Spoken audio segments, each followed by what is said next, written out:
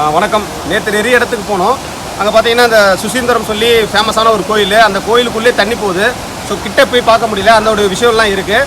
அதுக்கு முன்னாடி இன்றைக்கி நாங்கள் வந்து தொடர்ந்து ஷூட் பண்ணுறோம். இந்த கன்னியாகுமரி சுற்றி எத்தனை நீர்வளங்கள் இருக்குது. இப்போ நீங்கள் பார்த்தது வந்து ஒரு குளத்துடைய மறுகால் சொல்லுவாங்க. மறுகால்னால் என்னென்னு அர்த்தம்னா, ஒரு இடத்துல தண்ணி வந்து வர்றதுக்கான வாய்ப்பு சோர்ஸ் எல்லாமே இருக்கும்.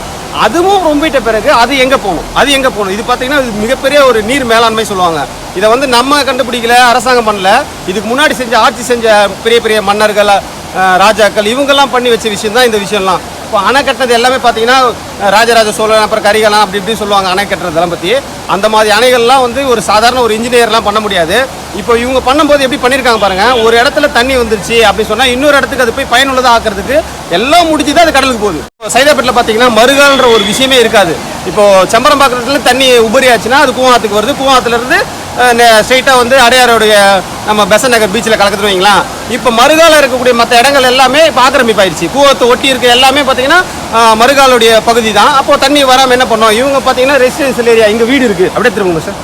இந்த இடத்துல வீடு இருக்குது, இந்த பக்கத்தில் விவசாயம் நடக்குது, இந்த பக்கத்தில் பார்த்தீங்கன்னா மரங்கள் எல்லாமே இருக்குது. ஆனால் இங்கே பார்த்தீங்கன்னா இவ்வளோ பெரிய நீர் அது போகிறதுக்கு பாருங்கள், ஃபுல்லாக மறுகாலில் போகிற வழியை பாருங்கள். இப்படியே போய் அது குட்டி குட்டியாக நதிகள், ஒரு விவசாயம் பண்ணக்கூடிய இடங்களுக்கு, மக்கள் துணி துவைக்கிறதுக்கு அப்படி சொல்லி இது மிகப்பெரிய நீர் மேலாண்மை. இன்றைக்கி ஃபுல்லாக இந்த கன்னியாகுமரி நீங்கள் பார்க்க போகிறீங்க. முதல் வீடியோவாக இதை பாருங்கள்.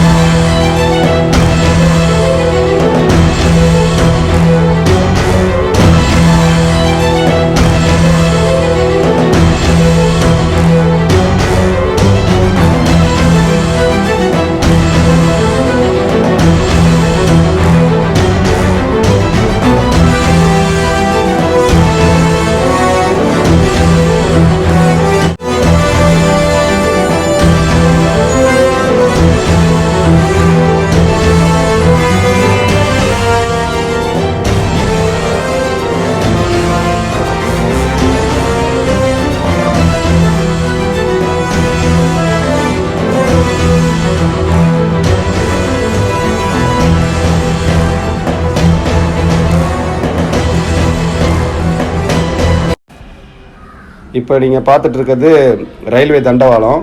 இது வந்து உள்ளிவலைன்ற ஒரு ஊர், அதாவது மண்டே மார்க்கெட் அதுலேருந்து நாகர்கோயிலுக்கு போகிற இடத்துல இருக்கிறது. இப்போ ரயில்வே ஊழியர்கள் வந்து சரிப்படுத்திட்டு இருக்காங்க. ஒரு ஊழியர் சரிப்படுத்தி முடிச்சிட்டாரு போல இருக்கு, நல்லபடியாக குளிக்கிறார். இது ஒரு சின்ன மெமரிக்கு இன்னைக்கு யூடியூப்ல போட்டேன்னு வச்சுக்கோங்களேன். இதுக்கப்புறம் மறக்காது. மலை நிலவரங்கள்லாம் பார்த்துட்டு டயர்டாக சாப்பிட்றோம். இவங்க வந்து ஒரு பெண் புரட்சியாளர் சொல்லி அறிமுகப்படுத்தினாங்க. அதுவும் அந்த பையன் வந்து ஆக்டிங் பண்ணுவான் சிஸ்டத்தையே. ஸோ இனிமேல் அவங்க கூட சேர்த்து நாங்கள் ஒரு ட்ராவலு. இந்த குட்டி பாப்பா சைனீஸ் கற்றுக்குறான். அப்புறம் அவர் தான் பெரியவங்க. பாய்.